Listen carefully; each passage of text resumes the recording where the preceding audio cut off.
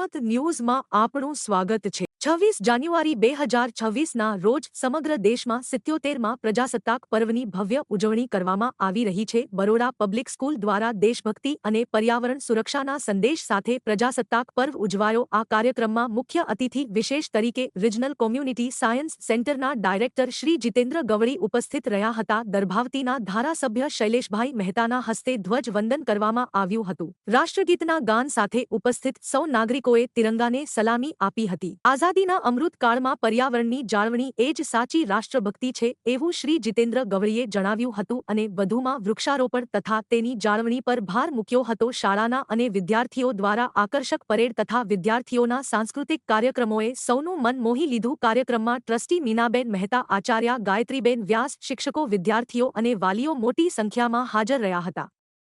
આજે 77માં ગણતંત્ર દિવસની આપ સૌને શુભેચ્છાઓ।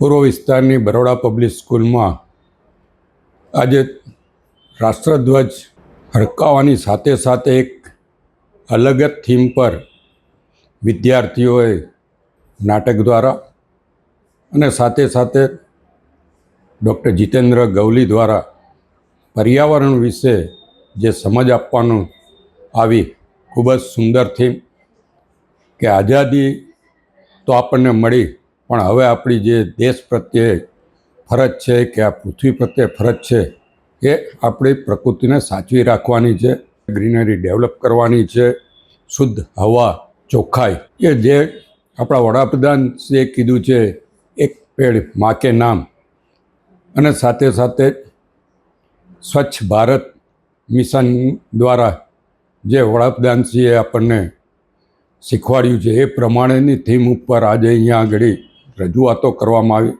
ખૂબ સુંદર રજૂઆતો, સુંદર પ્રસ્તુતિ।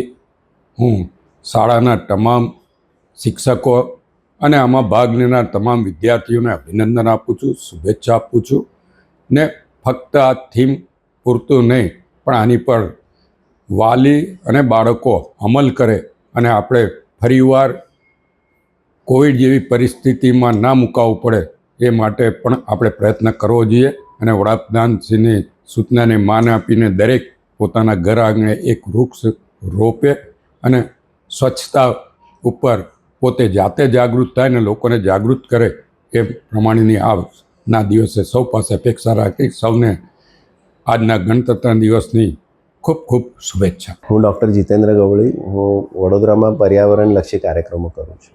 આજે 76 વર્ષ થયા છે આપણા પ્રજાસત્તાક દિવસ, 77મો છે।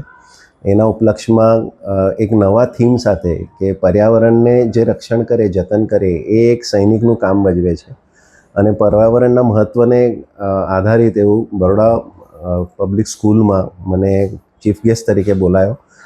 મીનાબેન અને શૈલેષભાઈનો આભાર માનું છું કે બહુ સારી સુંદર થીમ સાથે છોકરાઓએ રજૂઆત કરી કે પર્યાવરણ કેટલું જરૂરી છે અને એના ઉપલક્ષમાં બહુ સારું ઉજવણીનો એક આજે પર્વ રહ્યો છે અને સૌને તમામને હું આ સાથે વિશ કરી રહ્યો છું। પ્રજાસત્તાક દિવસની ખૂબ ખૂબ શુભેચ્છા।